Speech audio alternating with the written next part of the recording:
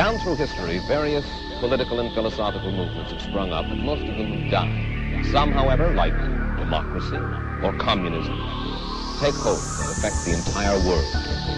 Here in the United States, perhaps the most challenging and unusual new philosophy has been forged by an Ayn Rand. Ms. Rand's point of view is still comparatively unknown in America, but if it ever did take hold, it would revolutionize our lives. Can I ask you to capsulize your philosophy? What is Randism? First of all, I do not call it Randism, and I don't like that name. I call it objectivism. All right. Meaning a philosophy based on objective reality. Let me explain it as briefly as I can.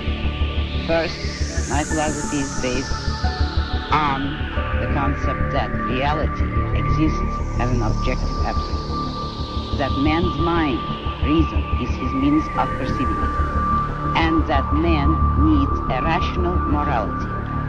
I am primarily the creator of a new code of morality, which has so far been believed impossible, namely, a morality not based not on faith, not on arbitrary whim, not on emotion, not on arbitrary ethics, mystical or social, but on reason, a morality which can be proved by means of logic, which can be demonstrated to be true and necessary.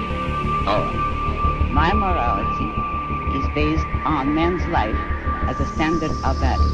And since man's mind is his basic means of survival, I hope that if man wants to live on earth and to live as a human being, he has to hold reason as an absolute, by which I mean that he has to hold reason as his only guide to action, and that he must live by the independent judgment of his own mind, that his highest moral purpose is the achievement of his own happiness, and that he must not force other people nor accept their right to force him, that each man must live as an end in himself and follow his own rational self-interest. Right? You demonstrate in human terms in your novel Atlas Shrugged. You are out to destroy almost every edifice in the contemporary American way of life. Our Judeo-Christian religion, our modified government-regulated capitalism, our rule by the majority will. Other reviews have said that you scorn churches and the concept of God. Are these accurate criticisms? Yes.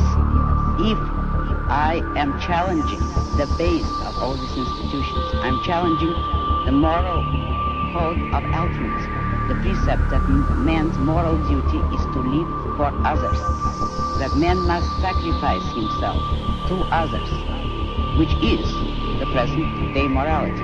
Since I sacrifice himself for others, now we're getting to the point. One moment. Since I'm challenging the base, I necessarily would challenge the institutions, you name it, which are a result of that morality. Oh. And now what is self-sacrifice? Yes, what is self-sacrifice? You say that you... Will say that I don't like is to, with a word, I consider evil. And self-sacrifice is the precept that man needs to serve others in order to justify his existence, that his moral duty is that is what's good. Yes, we're taught to feel concern for our fellow man, to feel responsible for his welfare, to feel that we are, as religious people might put it, children under God and responsible one for the other. Now, why do you rebel? What's wrong with this philosophy? That man must work for others, concern himself with others, or be responsible for them. That is the role of a sacrificial object. I say that man is entitled to his own happiness and that he must achieve it himself, but that he cannot demand that others give up their life to make him happy, nor should he wish to sacrifice himself for the happiness of others. I hold that man should have self-esteem. Cannot man have self-esteem if he loves his fellow man? What's wrong with loving your fellow man? Christ, every important moral leader in man's history, has taught us that we should love one another. Why, then, is this kind of love, in your mind, immoral? It is immoral if it is a love placed above oneself. It is more than immoral, it's impossible. Because when you are asked to love everybody indiscriminately, that is, to love people without any standard, to love them regardless of the fact of whether whether they have any value or virtue. You are asked to love nobody, nobody, nobody, nobody, nobody, nobody, nobody, nobody.